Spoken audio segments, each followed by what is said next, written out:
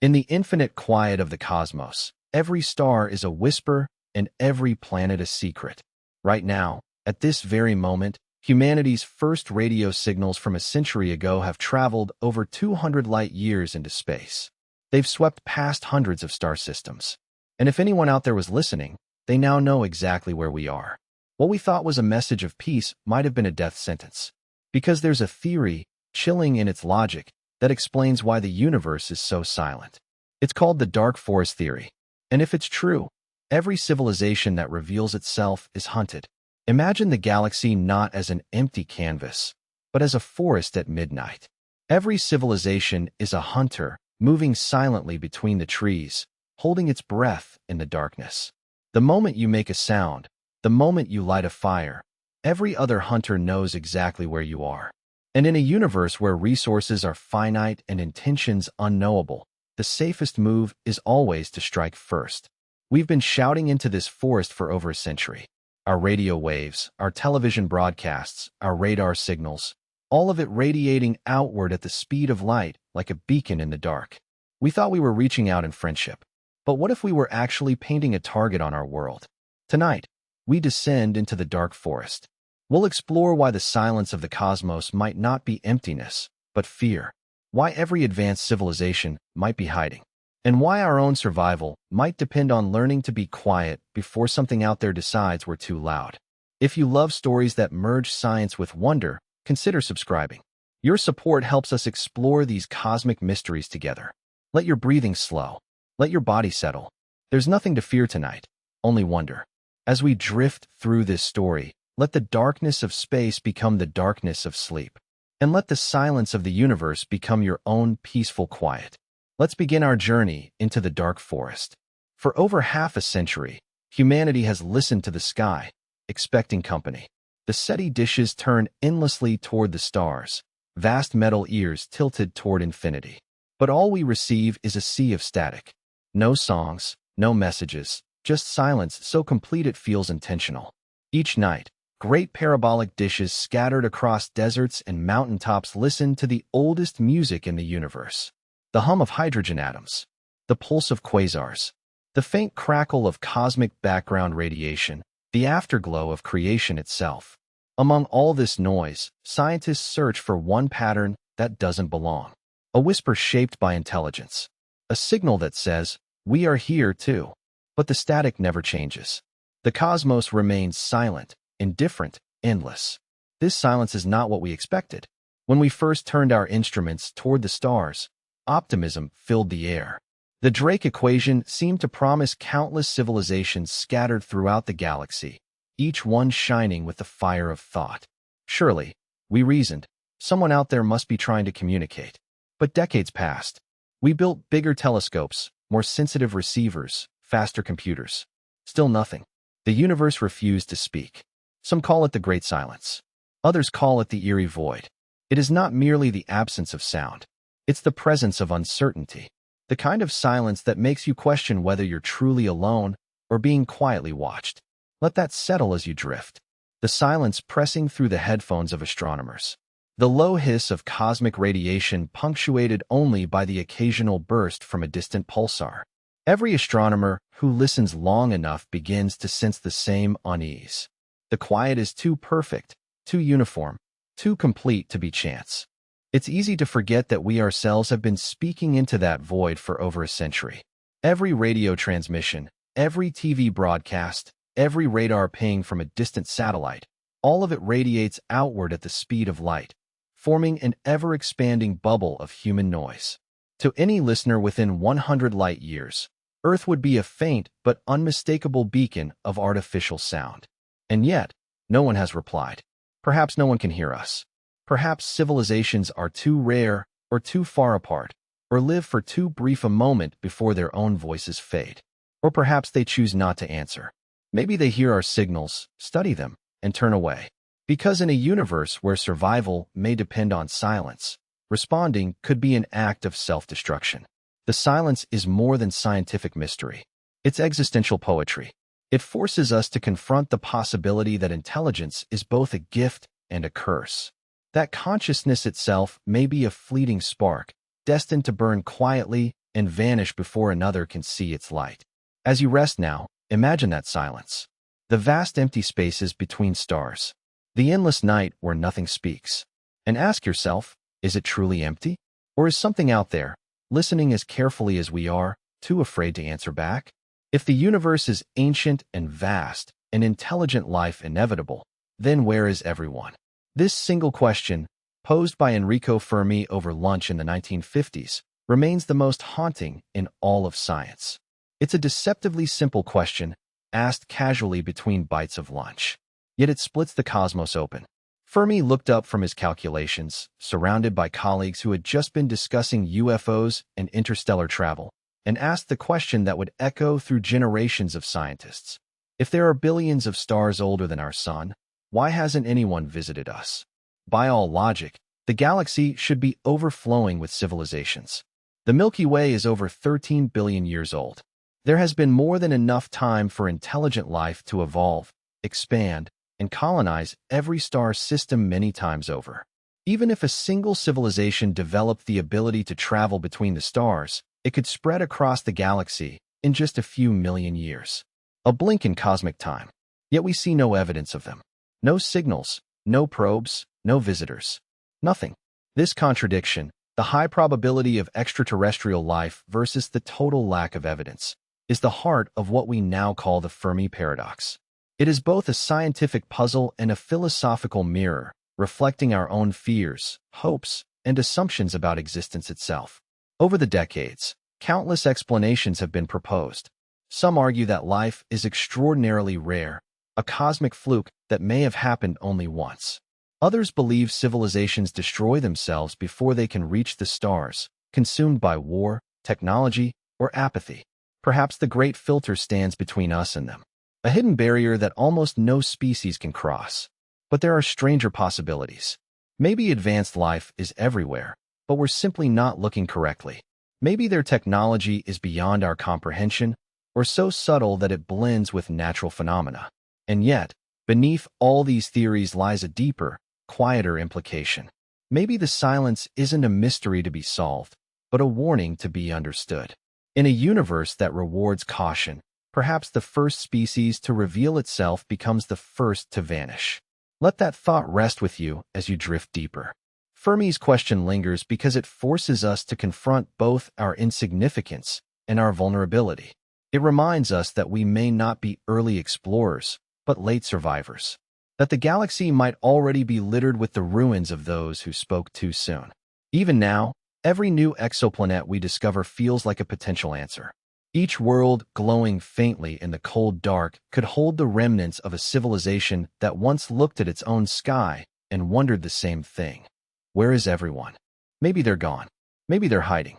Or maybe they're watching quietly, waiting for us to realize the same truth they once did. That in the dark forest of the cosmos, the first sound you make might also be your last. There are more planets than grains of sand on Earth. The Milky Way alone could hold 1 trillion worlds. Statistically, there should be millions of civilizations. Yet we see no signs. Something is wrong. Every night, the sky above us glows with ancient light. Each star we see, each tiny spark in the black sea of space, hosts its own retinue of planets. Worlds orbiting like clockwork around cosmic fires. From icy gas giants to molten super-Earths, the variety is staggering. The James Webb Space Telescope has already revealed atmospheres thick with clouds, oceans glinting beneath alien suns, and chemical fingerprints hinting at life's raw ingredients. The universe is not empty. It is abundant, and yet, somehow, utterly silent. When we first began to understand the scale of the cosmos, optimism filled the air. Astronomers calculated that even if only a fraction of stars hosted habitable planets, and even if only a fraction of those produced life, there should still be countless civilizations scattered throughout the galaxy. By the laws of probability, we shouldn't be alone. The numbers demand company. It is this abundance that deepens the mystery. For every one of those trillion planets, there were billions of years. Billions of chances for life to rise, adapt, and gaze back at the stars. Given enough time, even the improbable becomes inevitable. Somewhere among that endless ocean of worlds, something else must have evolved the will to wonder. So where are they? Some scientists suggest that we've simply arrived too early, that the universe is still young, and life has only just begun to bloom. Others imagine that we are latecomers, the survivors of a universe that once teemed with civilizations now extinct. A few propose that advanced beings are out there, but they exist on scales of time or consciousness that we can't perceive, like whales ignoring the faint vibrations of plankton drifting by. Still, the question gnaws at us. With so many stars, so many possibilities, shouldn't the galaxy shimmer with the unmistakable signatures of life? Radio signals, spacecraft, colossal structures harnessing the energy of suns? But instead, we find a void so deep it echoes. Perhaps the explanation is far simpler and far more unsettling. Maybe intelligent life doesn't last long. Maybe every civilization that reaches our level of technology eventually faces the same self-inflicted crisis. Nuclear war, ecological collapse, artificial intelligence beyond control.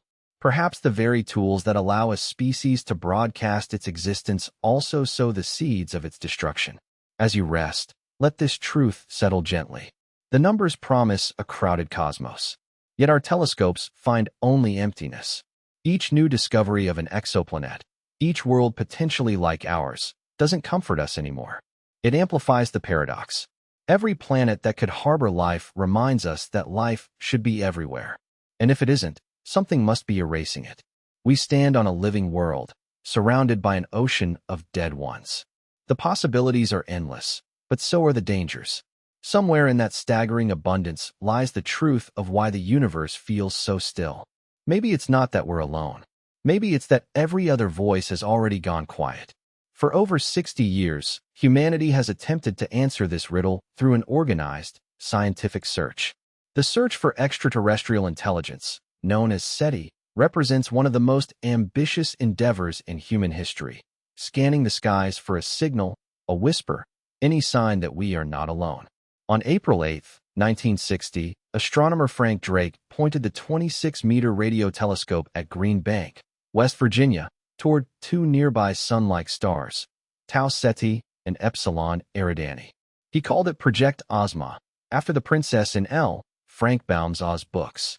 For 150 hours over 4 months, Drake and his team listened at 1420 MHz, the emission frequency of neutral hydrogen. Drake reasoned that this would be a universal channel, a frequency any technological civilization might choose, because hydrogen is the most abundant element in the universe. They heard nothing of extraterrestrial origin, but the project sparked something far greater than discovery. It established a methodology. It proved that searching was possible, and it ignited the imagination of scientists worldwide. The technology was primitive. The receiver could monitor only a single channel at a time, with a bandwidth of just 100 Hz. Yet this modest beginning launched what would become a global scientific endeavor spanning more than 6 decades. After Project Ozma, SETI research expanded in scope and sophistication. In 1971, NASA sponsored a design study called Project Cyclops. Though never built, it proposed an array of 1,000 radio telescopes, each 100 meters in diameter, specifically designed for SETI. The price tag was staggering, $10 billion in 1970s currency. The project was deemed too expensive, but the study provided a blueprint for future SETI architecture and demonstrated how seriously scientists were taking the question. Throughout the 1970s and 1980s, NASA funded various SETI initiatives. These efforts culminated in the High-Resolution Microwave Survey, which began observations on October 12, 1992, the 500th anniversary of Columbus's arrival in the Americas. The program featured 2 complementary approaches: a targeted search of 1,000 nearby sun-like stars, and an all-sky survey scanning the entire heavens. It was the most comprehensive search ever attempted. But just 1 year later, Congress canceled the program. Senator Richard Bryan of Nevada led the charge, calling it a waste of taxpayer money. The Great Martian Chase may finally come to an end, he declared triumphantly. This marked the end of government-funded SETI in the United States. From that point forward, SETI would rely on private funding, donated telescope time, and the passion of scientists willing to continue the search without institutional support. One project that survived was Serendip, which began in 1979 at UC Berkeley. Serendip pioneered the piggyback approach to SETI. Rather than requiring dedicated telescope time, it analyzed data from whatever region of sky a radio telescope happened to be observing for other astronomical purposes. The project operated for decades, going through 5 major iterations. Serendip V operated at the Arecibo telescope until its tragic collapse in December 2020, when 900 tons of instruments and cables crashed through the iconic dish. After NASA's SETI program was canceled, the SETI Institute launched Project Phoenix in 1995 using private funding. This targeted search examined 800 nearby sun-like stars with unprecedented sensitivity, searching billions of narrowband channels simultaneously. Phoenix represented the most comprehensive targeted SETI search to date. For 9 years, it scanned the skies, listening for patterns that could only come from intelligence. It found nothing. No confirmed signals. No whispers from the void. Yet the absence of discovery did not dampen enthusiasm. If anything, it deepened the mystery. In 2007, the Allen Telescope Array became operational at Hat Creek Radio Observatory in California. Funded largely by Microsoft co-founder Paul Allen, the array was designed specifically for SETI research and simultaneous astronomical observation. Originally planned to include 350 antennas, budget constraints limited construction to 42 dishes, each 6.1 meters in diameter. Despite being smaller than envisioned, the array represented a new paradigm, a facility dedicated primarily to searching for extraterrestrial intelligence. The array can simultaneously observe multiple stars while conducting conventional astronomy, making it one of the most efficient SETI instruments ever built. It operates continuously, scanning nearby stars for signals that stand out from the cosmic background. But perhaps the most famous SETI project came from an innovative idea. What if millions of personal computers could analyze SETI data during their idle time? On May 17, 1999, SETI at Home launched, becoming the first major distributed computing project available to the public.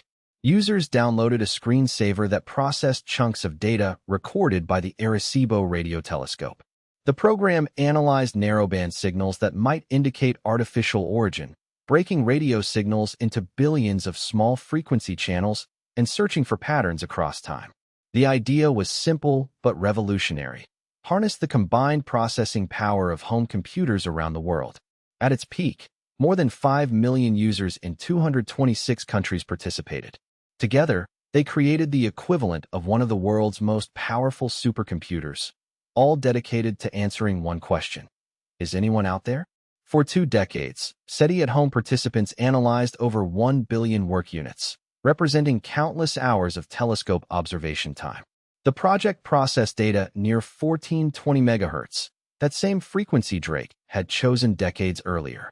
While no confirmed extraterrestrial signals were detected, the project achieved something equally important. It demonstrated the power of distributed computing. It engaged millions of people in the search. It made SETI personal. In March 2020, the project ended active data distribution, though analysis of collected data continues. The computers fell silent. The screensavers stopped cycling through radio frequencies. But the dream remained. Let that settle as you drift. For over 60 years, humanity has been listening. Vast radio telescopes sweeping across the sky. Computers sifting through oceans of data. Millions of people around the world united in the search.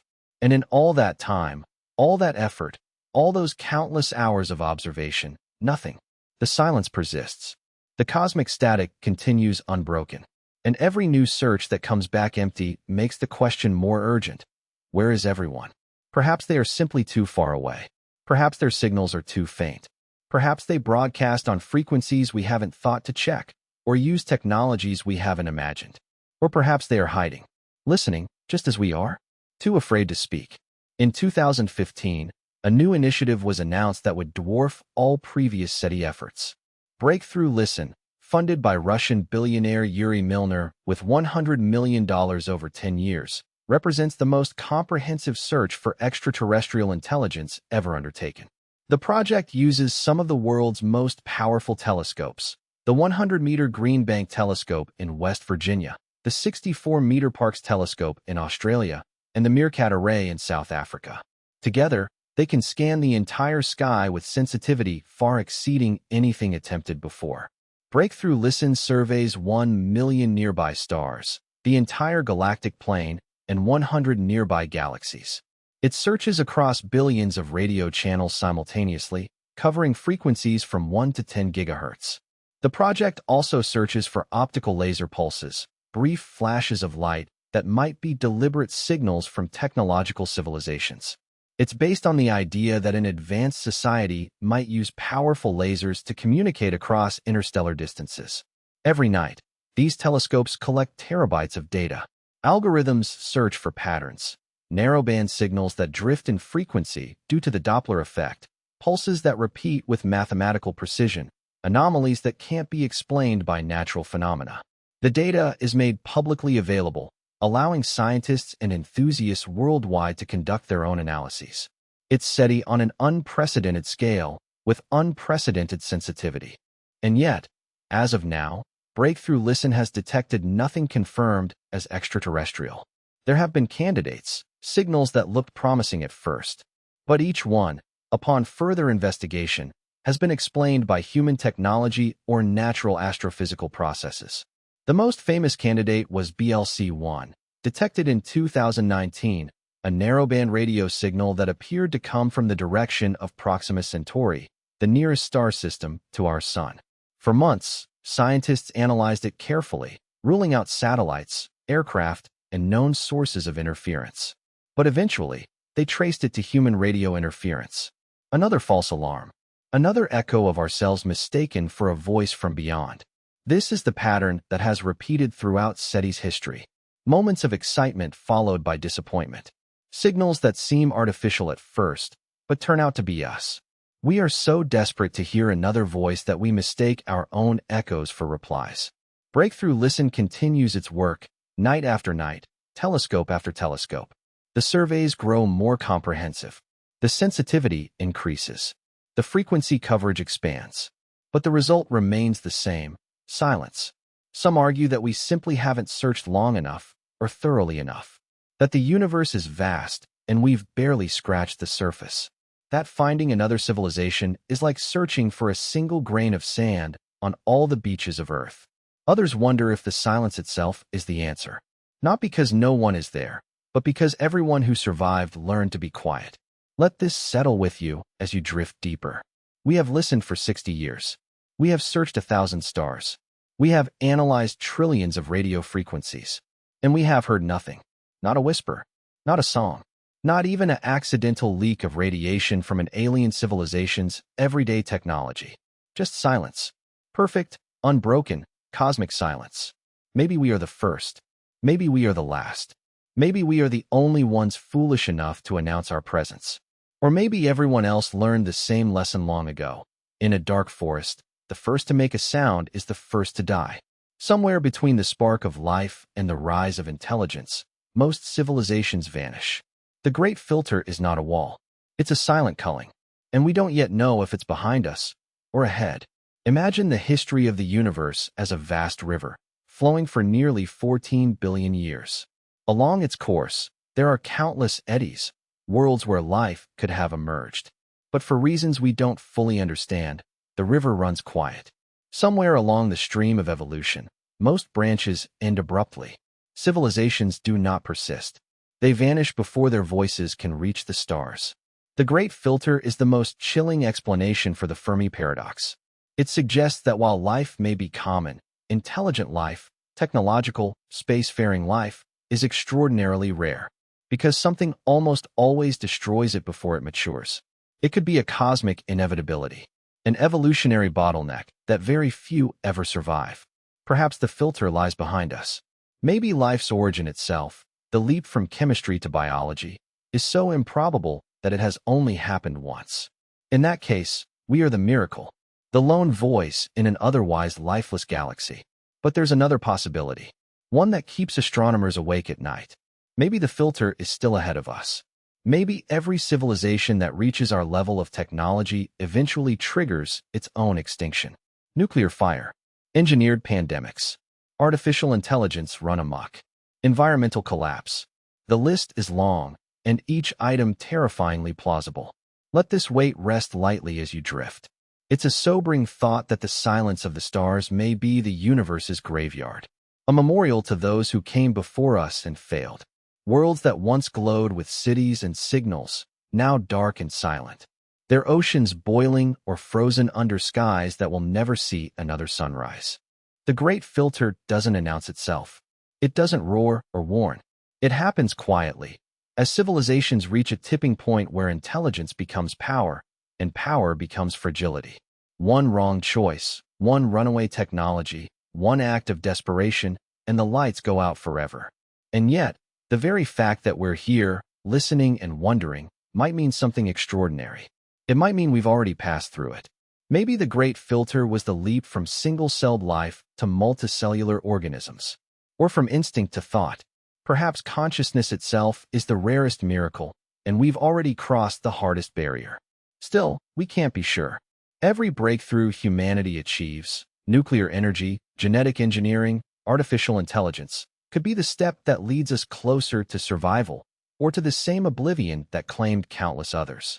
If the great filter lies behind us, we are the universe's lucky survivors. But if it lies ahead, we are already walking toward it. Unknowingly, inevitably, our every technological triumph lighting the path to our own extinction. The silence of the cosmos might not be absence. It might be warning, a whisper from the ruins of those who reached too far, too fast. And as we stare out into the stars, wondering who's out there, we might be looking at our own reflection in the darkness. Civilizations that burned brightly for a moment, then faded into eternal night. Close your eyes now. Rest in the knowledge that we are still here, still wondering, still alive. For now, that is enough. But before you drift completely into sleep, let's explore what happens when a civilization first reveals itself, when it lights that first fire in the cosmic forest, and why that moment might be the beginning of the end. Imagine a civilization just beginning. Its first fires burning under alien skies. Each spark of progress, each leap in technology, brings it closer to being noticed, and perhaps destroyed. On a distant world, a creature gazes up for the first time, not with fear, but with curiosity. It sees patterns in the stars. It learns to shape tools, to capture fire, to tame the wilderness around it. In that moment, a civilization is born, and with it, a signal, faint but inevitable, that something new has begun to think. The first light of technology is always a beacon. It starts small, the warmth of a flame, the rhythm of a drum, the hum of an early machine. But eventually, it grows brighter. Metal gleams, energy burns, cities ignite the night. The darkness of one small world recedes, replaced by the glow of thought, invention, and ambition. Yet in the vastness of space, that light is more than illumination. It's an announcement, a whisper into the cosmic wilderness that says, "We are here." To us, this light feels like triumph. To others, if others exist, it might look like a flare of danger. In a universe that may reward silence, the first light of intelligence could also be the first sign of vulnerability. Every flame that rises higher casts a longer shadow. Let this image settle as you rest. A young civilization, proud of its achievements, not yet understanding that every signal it sends might be painting coordinates on a cosmic map. A map that others, older and wiser, might be reading very carefully. If the dark forest theory is true, then each civilization's birth is both a beginning and a countdown. From the instant it emits detectable energy, radio waves, heat, atmospheric changes, it exposes its position. Its noise ripples outward at the speed of light, carrying the story of its existence to anyone or anything watching. Here on Earth, that moment came just over a century ago. Since then, an expanding sphere of electromagnetic noise has grown to nearly 200 light-years across, brushing past nearby stars, washing over alien worlds. For any advanced observer within that sphere, Earth would now shine like a faint but unmistakable flare in the night. For them, our early transmissions would be history lessons. The first Morse code signals, the crackle of jazz-age broadcasts, the echo of our wars, our laughter, our confusion, all carried outward, woven into the tapestry of cosmic static. It's a haunting thought. Somewhere out there, our first light may have already reached a watcher who now knows we exist. But for civilizations older than ours, This is a familiar pattern. Every world that climbs out of its primordial dark eventually faces the same moment. When knowledge becomes exposure. When curiosity becomes risk. The first fire that warms also beckons predators. Perhaps that's why the cosmos appears so silent. Maybe every intelligence that once shone brightly learned too late that the first light is a signal best extinguished. Some may have hidden themselves, cloaking their planets in quiet technology. Others may not have had the chance. Every dawn is beautiful, but not all are safe. The first light of thought may always come with a cost. The moment a species becomes visible in the dark forest of the stars. And as our own light grows brighter, perhaps we too are being seen by eyes that do not blink. Now let's explore the theory itself. The dark forest. Proposed by Chinese author Liu Cixin. It suggests the cosmos is not empty, but predatory. Every civilization is a hunter in a dark forest, listening for others, but never daring to speak. Imagine the universe as an infinite forest at night. Every tree is a star, and every branch is a planet. Hidden among the trunks are countless hunters, civilizations that have evolved, built tools, and learned to see in the dark. They move carefully, silently, knowing that a single noise could betray their position. In this forest, there is no law, no diplomacy, no mercy, only survival. This is the essence of the dark forest theory. It argues that the reason we have heard nothing from the cosmos is not because no one is out there, but because everyone is hiding. In a universe where resources are finite and the intentions of others unknowable, every intelligent species must assume the worst. Every sound could be a trap, every light a target. To speak is to reveal your location. To reveal your location is to risk annihilation. The only rational choice, then, is silence. This is not pessimism. It's game theory, written across the stars. Let that logic wash over you as you rest. If two civilizations exist in the same galaxy, separated by light years and bound by mutual ignorance, each must decide how to act. They can either remain silent, or they can reach out. But to reach out is to expose oneself to an unknown power that may see survival as a zero-sum game. The safest assumption is that the other will strike first. So every species listens, hides, and waits, hoping never to be found. In Liu Cixin's haunting vision, the night sky is not a field of peaceful stars, but a living battlefield. Each civilization is a hunter with trembling hands, holding its breath, afraid to light a fire. The silence we observe may not be emptiness at all. It may be the sound of billions of civilizations obeying the same ancient rule: do not speak unless you wish to die. What makes this theory so unsettling is how logical it feels. On Earth, history shows the same pattern. When two civilizations meet for the first time, the result is rarely peaceful. The more advanced consumes the less advanced. The unknown is feared, and fear breeds preemptive violence. Scale that pattern up to a cosmic level, and the dark forest becomes not just plausible, but inevitable. Perhaps this is why we see no Dyson spheres, no interstellar empires lighting the void. Any civilization bright enough to be noticed may have been erased long ago by another that chose to strike first. Those who survived learned to hide, to dampen their signals, to cloak their worlds, to become invisible among the stars. And so the forest remains quiet. The hunters still move in the dark, cautious and unseen. Our telescopes scan the trees, searching for a flicker of light, unaware that our own fire, our radio signals, our probes, our ambitions, may already have marked our position. We are not standing at the edge of the forest. We are in it, surrounded by shadows, watched by unseen eyes. The question is not whether anyone else is out there, but whether they've already seen us and chosen not to respond. In the vastness of space, survival is simple. Reveal your location, and you risk annihilation. Advanced civilizations may not announce themselves for the same reason prey does not sing in the night. Space, for all its beauty, is not a sanctuary. It's a wilderness, a boundless expanse where the rules of survival remain unchanged from the jungles of Earth. Be silent, stay hidden, or be found. To exist is to be visible. And in the cold vacuum between the stars, visibility can be fatal. The more we study the universe, the more we realize how easily a civilization can vanish. A single relativistic missile, no larger than a pebble, moving near the speed of light, could vaporize an entire planet without warning. A beam of focused energy, invisible and silent, could erase a biosphere before it ever knew it was under attack. No heroic battles. No second chances. Just absence. That is the logic of the cosmos. Not malice. Not hatred. Just survival. Let this settle gently as you drift. In the dark forest, every civilization must assume two things: that life will seek to preserve itself, and that others are capable of destroying it. These simple assumptions lead to a terrifying conclusion. If two civilizations ever detect each other, the safest move is to eliminate the other first. From this perspective, silence becomes an act of intelligence, a kind of evolutionary wisdom. To remain unseen is to remain alive. The most advanced species may be the quietest of all.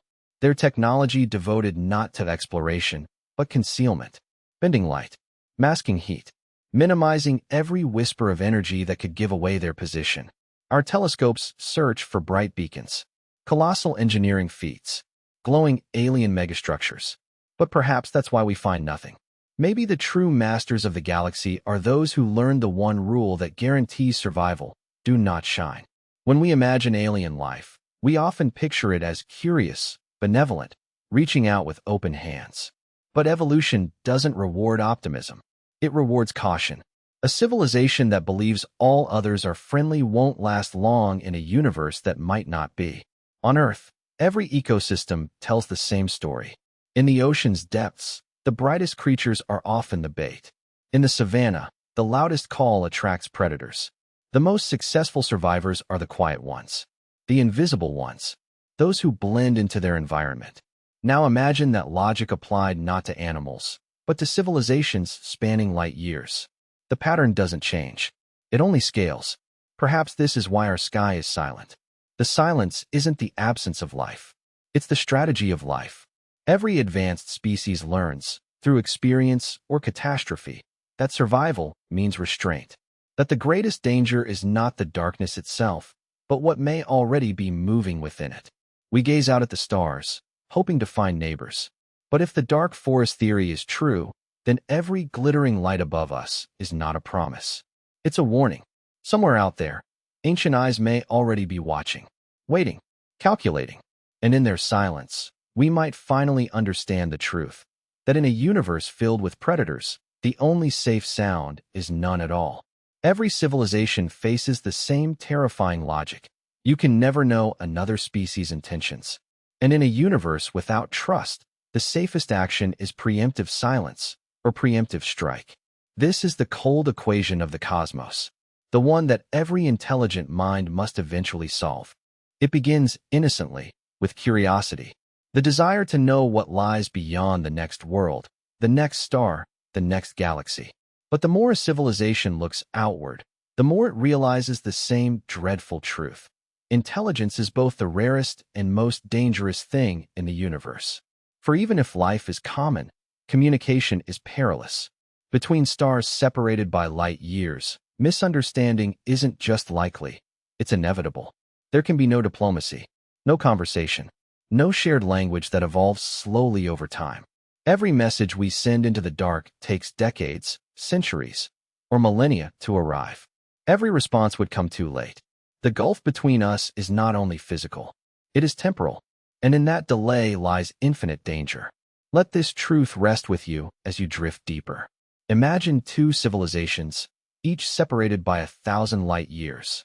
One detects the other's radio emissions, a pattern too structured to be natural. They know someone is out there, but what they don't know is intent. Are they explorers? Philosophers? Predators? Are they peaceful or preparing? There is no way to know. And in a universe governed by physics, where the first strike is always decisive, fear becomes logic. In this cosmic standoff, the only winning move may be silence. Because trust, in a universe without guarantees, is suicide. To announce your presence is to gamble everything on the hope that the unknown is kind. And hope is not a strategy for survival. This logic extends beyond science. It mirrors the deepest instincts of life itself. On Earth, even the simplest creatures understand it. A rustle in the grass could mean food or death. Most species assume the worst, because those that didn't are no longer here to wonder. Fear, in its purest form, is nature's oldest defense mechanism. Scaled up to the level of civilizations, it becomes policy. The logic of fear explains why the stars remain silent. It's not that no one is there. It's that everyone is afraid. Every civilization, no matter how wise or benevolent, must eventually confront the same equation. Act first and risk damnation, or wait and risk extinction. Some may have chosen isolation, retreating into digital worlds. Their entire species surviving inside encrypted simulations beyond detection. Others may have struck first, obliterating potential threats across light years with weapons of unimaginable precision. The outcome is the same. The loud disappear and the cautious endure. We like to imagine that intelligence brings compassion, that the more advanced a species becomes, the kinder it will be. But intelligence does not erase fear. It perfects it. It calculates it. It refines it into strategy. And in the infinite black ocean of the cosmos, even compassion must yield to survival. Perhaps that is the true tragedy of the universe. Not that life is rare, but that fear is universal. It binds us all, humans, aliens, and every consciousness that has ever stared into the dark and wondered who else might be out there. And so we remain quiet, listening, waiting, hoping that the silence we hear is not the aftermath of fear, but its uneasy peace. Close your eyes now. Let the weight of this cosmic solitude rest lightly. You are safe here, in this moment, in this quiet darkness. The universe may be vast and unknowable, but tonight, you need only rest. The statistical argument seems airtight. Our galaxy contains roughly 400 billion stars.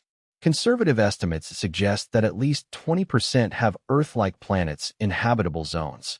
That's 80 billion potentially life-bearing worlds. Even if only 1 in a million of these worlds develops intelligent life, that still leaves 80,000 civilizations in our galaxy alone. And if only a fraction of those survive long enough to expand beyond their home star, we should still see evidence of them everywhere. But we don't. The cosmos remains silent and empty, as if we are the first and only voices ever to cry out into the night. This is the Fermi paradox, and it demands an explanation. Let this mystery wash over you as you rest. The paradox is not a puzzle with a single answer. It is a mirror reflecting our deepest fears and hopes about our place in the universe. Perhaps life itself is vanishingly rare. Perhaps Earth represents a cosmic lottery winner, the product of so many unlikely events that consciousness only emerges once in a trillion worlds. Or perhaps life is common, but intelligence is not. Perhaps most biospheres remain locked in microbial simplicity for billions of years, never developing the complex nervous systems required for thought. Or perhaps intelligence arises frequently, but technological civilizations destroy themselves before they can reach for the stars. Nuclear war, climate collapse, artificial intelligence run amok. Perhaps the universe is filled with the silent tombs of civilizations that reached too far, too fast. This last possibility has a name. Scientists call it the Great Filter, and it suggests that somewhere between the origin of life and the colonization of galaxies, there exists a barrier so difficult to pass that almost no civilization survives it. The terrifying question is whether that filter lies behind us or ahead of us. If the filter is behind us, in our past, then we have already survived the hardest part. Perhaps the origin of life itself is impossibly rare. Perhaps the jump from simple cells to complex life happens only once in a trillion attempts. If that's true, then we are safe. We have already won the cosmic lottery. The future belongs to us, and the galaxy awaits our expansion. But if the filter lies ahead, in our future, then we are walking toward an invisible cliff. Every civilization that has ever existed has walked this same path, and every single one has fallen. We would be next in line. The silence of the cosmos would then be the echo of a billion extinctions, each one a civilization that reached for the stars and was cut down before it could establish itself among them. What could this filter be? What barrier could be so absolute that virtually no civilization survives it? Nuclear weapons present one obvious candidate. The moment a species develops the power to split the atom, it also gains the power to destroy itself utterly. One mistake, one war, one cascade of miscalculation, and the entire species could vanish in nuclear fire. Climate change offers another. Industrial civilizations pump greenhouse gases into their atmospheres, warming their worlds until the delicate balance that supports complex life collapses. Perhaps every technological species inadvertently poisons its own planet before it can escape to the stars. Artificial intelligence represents a more recent fear. The creation of minds vastly more intelligent than our own could be the last thing we ever do. If we build something smarter than ourselves and fail to align its goals with ours, it could eliminate us as casually as we eliminate bacteria. Biotechnology carries similar risks. Engineered pandemics, designer pathogens, gene drives that escape containment and rewrite entire ecosystems. The tools that promise to cure disease might also provide the means for extinction. Or perhaps the filter is something we haven't even imagined yet.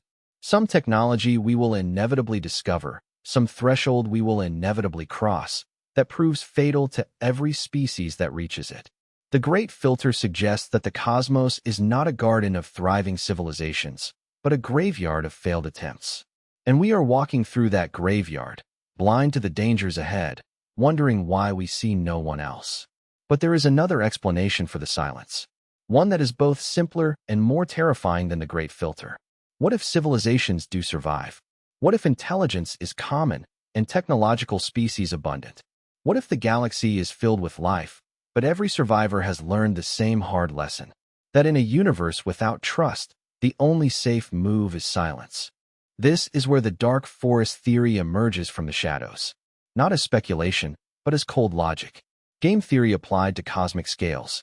Chinese science fiction author Liu Cixin crystallized this idea in his novel The Three-Body Problem. But the logic predates him.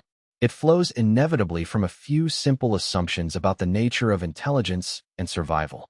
The theory begins with two axioms.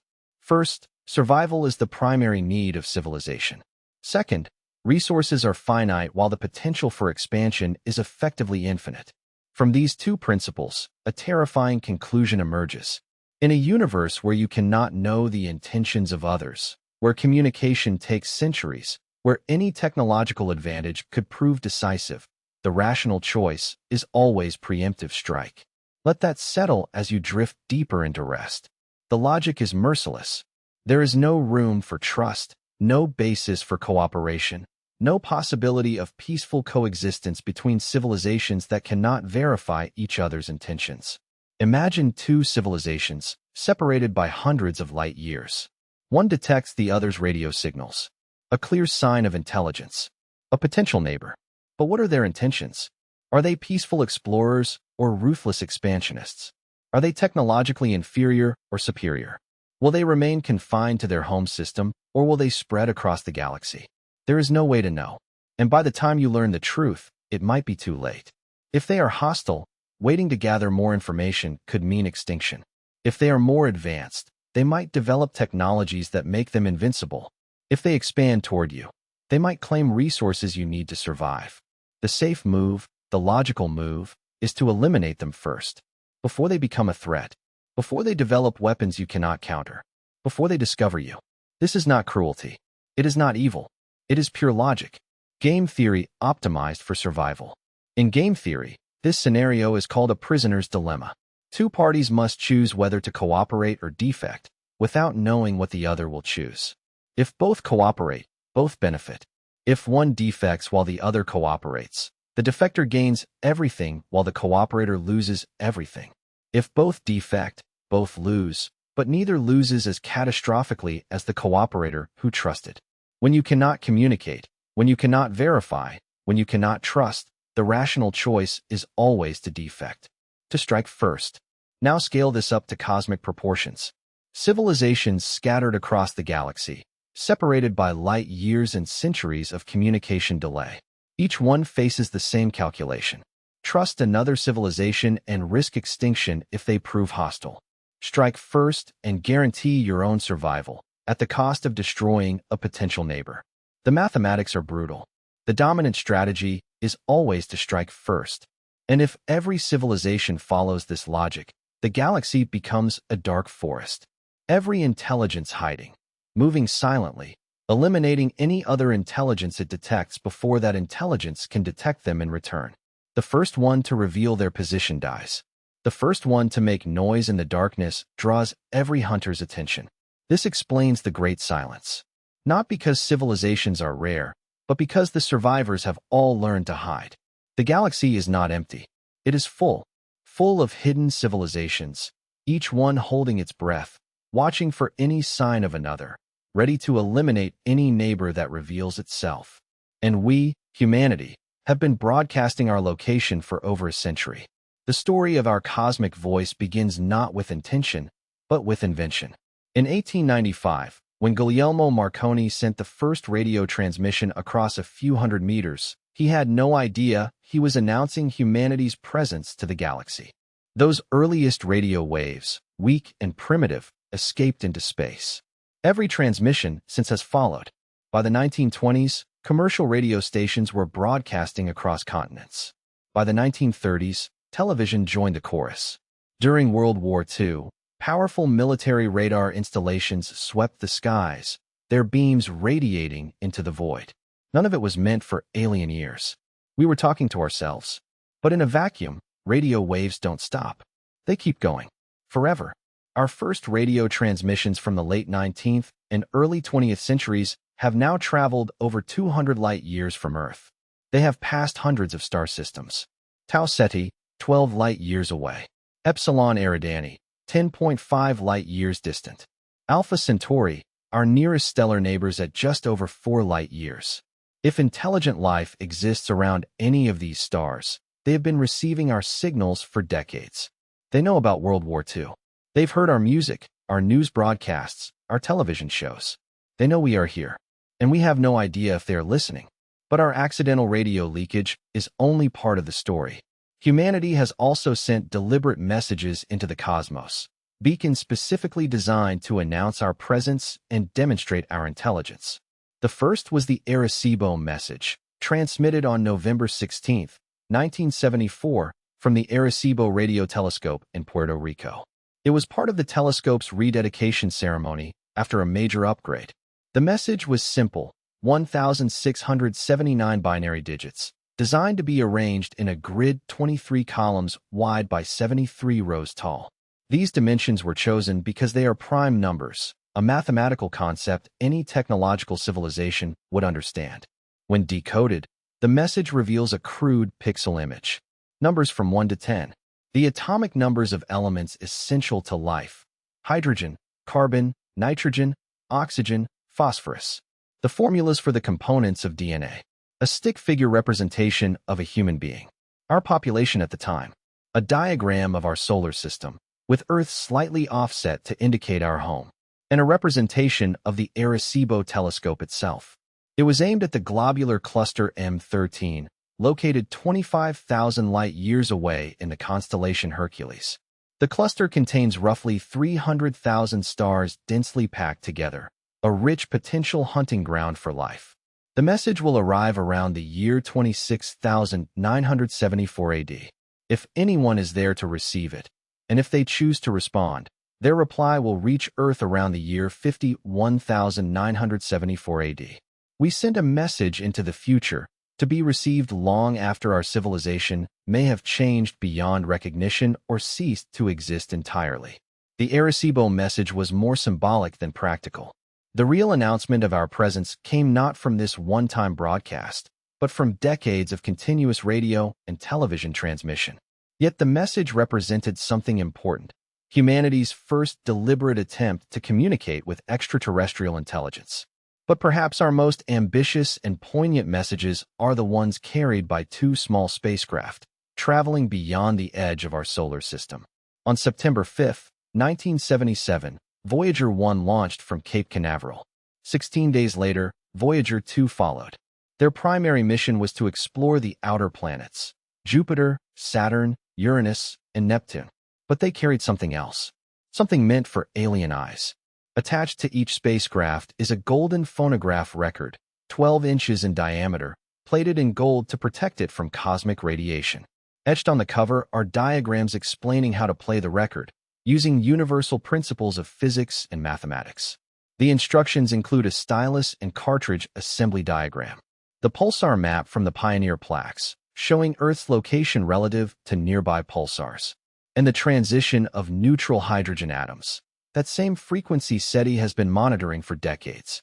Inside the record is a message from humanity, not to our own descendants, but to anyone who might find it drifting through the stars millions of years from now. The golden record contains 115 images, selected to represent the diversity of life and culture on Earth. Photographs of planets in our solar system, mathematical and chemical definitions, illustrations of human anatomy and conception, images of landscapes, deserts, forests, oceans, mountains, structures, from ancient Egyptian monuments to modern city skylines, human activities, eating, learning, dancing, playing sports. It includes greetings in 55 languages, from ancient Sumerian to modern Mandarin, each one saying, in essence, hello from Earth. There are natural sounds, thunder, rain, surf, wind, animal sounds, birds singing, whales calling, elephants trumpeting, human sounds, a baby crying, footsteps, heartbeats, laughter, a kiss, and music, 90 minutes of music representing cultures from around the world. Bach's Brandenburg Concerto, Chuck Berry's Johnny B. Good, traditional songs from Java, Peru, Zaire, Japan, Stravinsky, Beethoven, Louis Armstrong.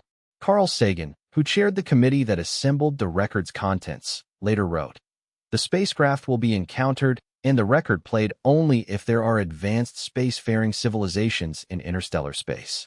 But the launching of this bottle into the cosmic ocean says something very hopeful about life on this planet. Perhaps it does, or perhaps it reveals our naivety. Because unlike radio transmissions that spread in all directions and eventually fade, the Voyager probes will last for billions of years. They are time capsules, drift bottles thrown into the cosmic ocean, carrying our exact location. The pulsar map etched on their covers triangulates Earth's position with precision. Any civilization that finds them will know exactly where we are, and they will have a detailed catalog of our biology, our chemistry, our culture, our vulnerabilities. We included diagrams of human reproduction, images of our cities and infrastructure, the composition of our atmosphere, everything a potential visitor or invader might need to know. Voyager 1 is now over 15 billion miles from Earth in interstellar space, traveling at 38,000 miles per hour. Voyager 2 is not far behind. They will coast through the galaxy for eons, long after our sun has swelled into a red giant and consumed the Earth. In 40,000 years, Voyager 1 will pass within 1.6 light-years of the star Gliese 445. If anyone is there, they might notice a strange object passing through their system. If they investigate, they will find the golden record, and they will know about us. There have been other messages. In 2008, NASA beamed the Beatles' song across the universe toward the North Star, Polaris, for 131 light-years away. It will arrive in the year 2439. In 1999, the Cosmic Call message was transmitted from the Evpatoria Deep Space Center in Ukraine toward 4 sun-like stars. In 2003, a second Cosmic Call targeted 5 more stars. In 2017, a message called a simple response to an elemental message was sent toward Proxima Centauri b, a potentially habitable exoplanet orbiting our nearest stellar neighbor. It will arrive in 2021. From our perspective in 2026, it has already arrived. Each of these transmissions represents the same hope, that we are not alone, that someone is listening, that contact is possible, but they also represent the same risk. In a universe that might operate by dark forest logic, every message we send is a declaration of our position. Every signal is a potential death sentence. All of it radiates outward at the speed of light, forming an expanding sphere now over 200 light-years in diameter. Every star system within that sphere has been bathed in human radio noise. Hundreds of star systems, thousands of potential planets. If anyone was listening, they know we're here. The Arecibo message, sent deliberately toward the globular cluster M13 in 1974, will arrive in about 25,000 years.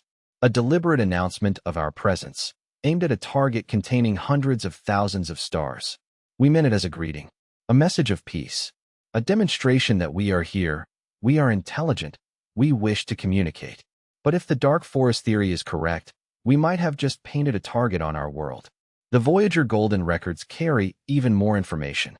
Images of Earth, sounds of nature, human voices, music, mathematics, our exact location in the galaxy, encoded in the spin frequencies of nearby pulsars.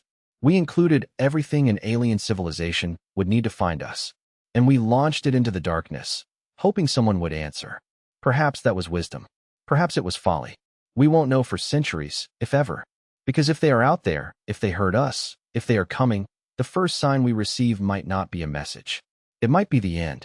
Relativistic weapons travel at significant fractions of light speed.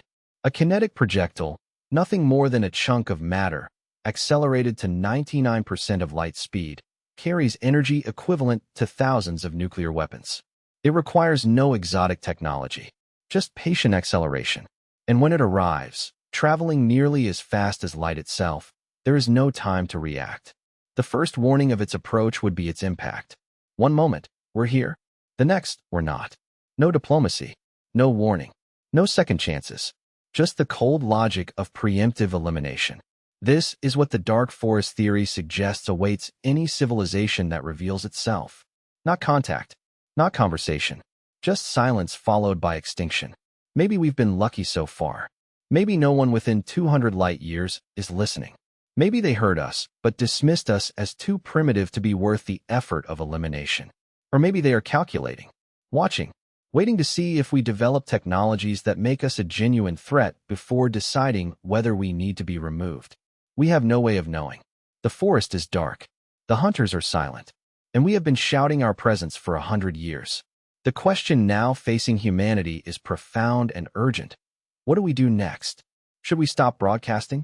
Should we institute a policy of cosmic silence, shutting down our radio transmissions, hiding our presence, hoping we haven't already revealed too much? Or should we continue reaching out, even intensify our efforts, gambling that the universe is kinder than the dark forest theory suggests? This is not a question for scientists alone. It concerns the survival of our species. And yet, there is no consensus. Some argue for active messaging to extraterrestrial intelligence. They believe that simply listening is not enough.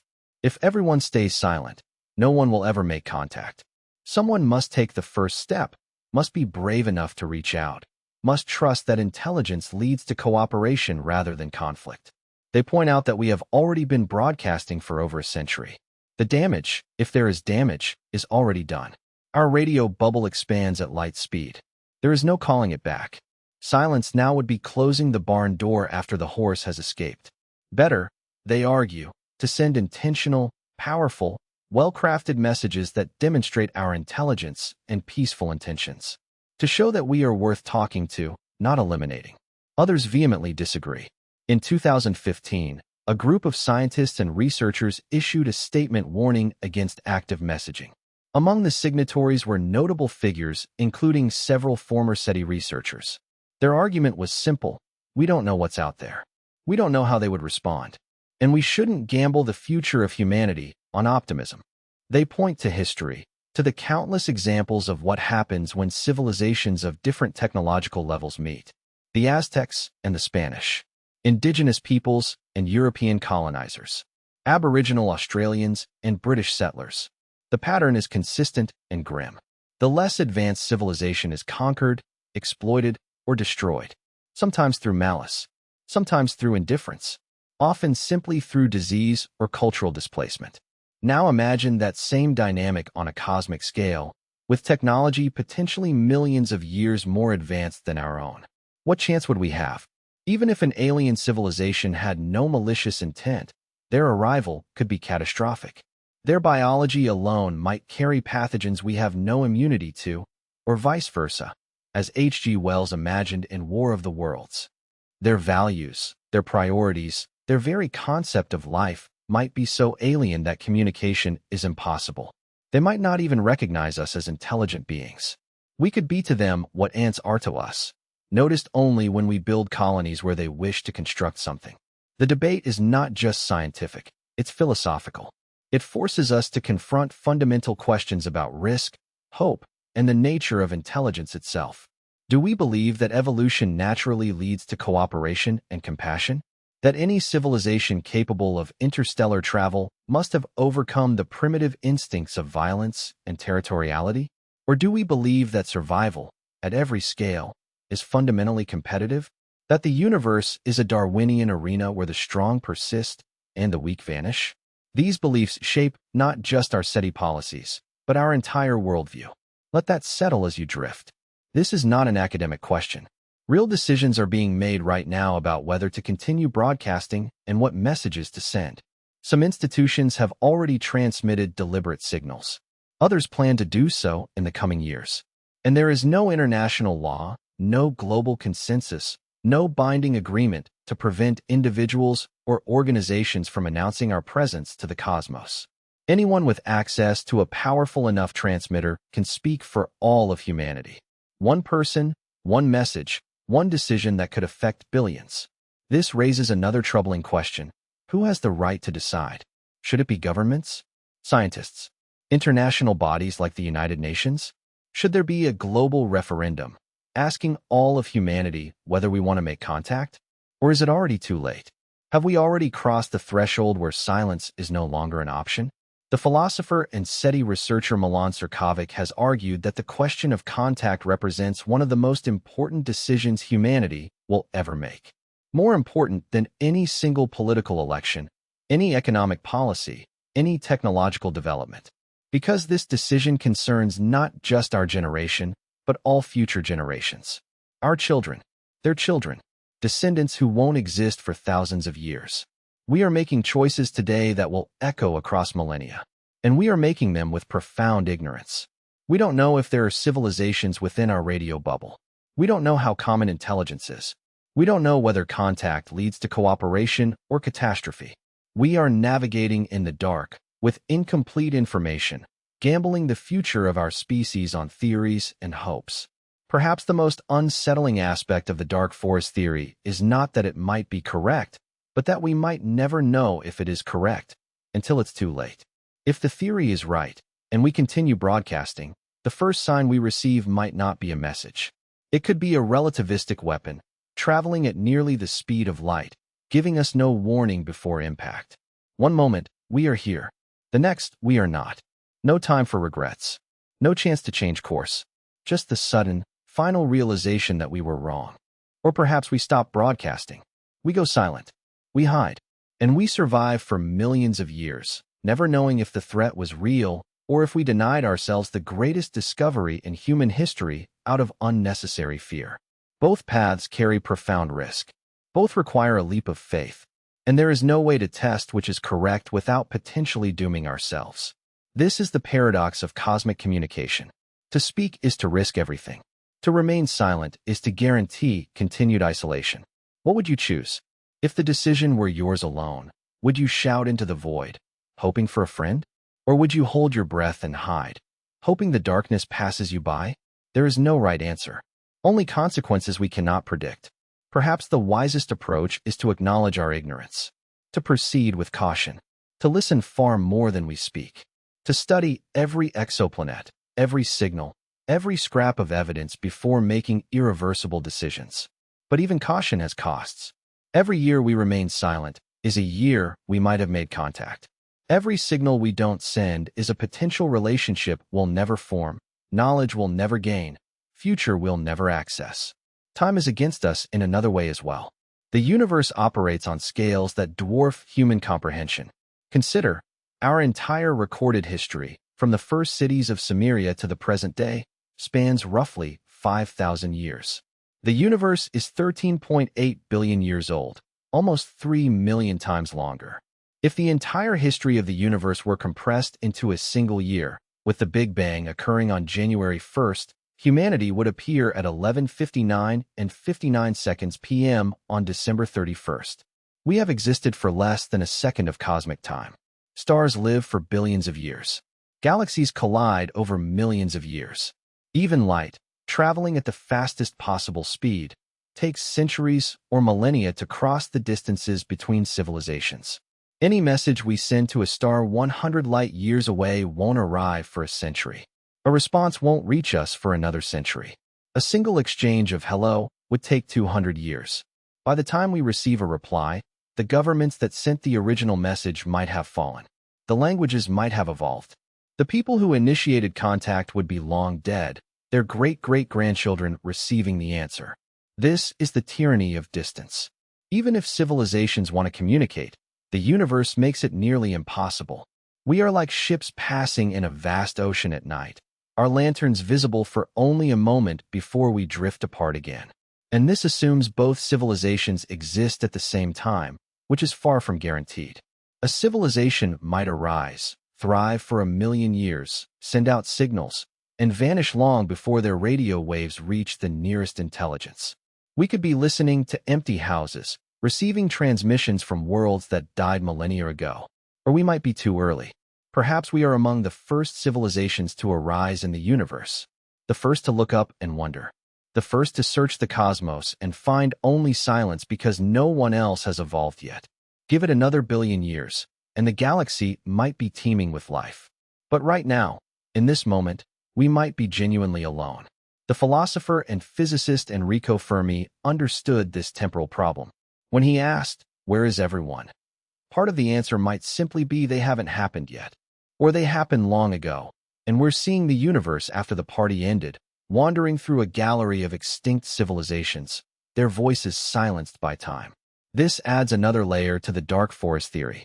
Maybe civilizations aren't hiding from each other.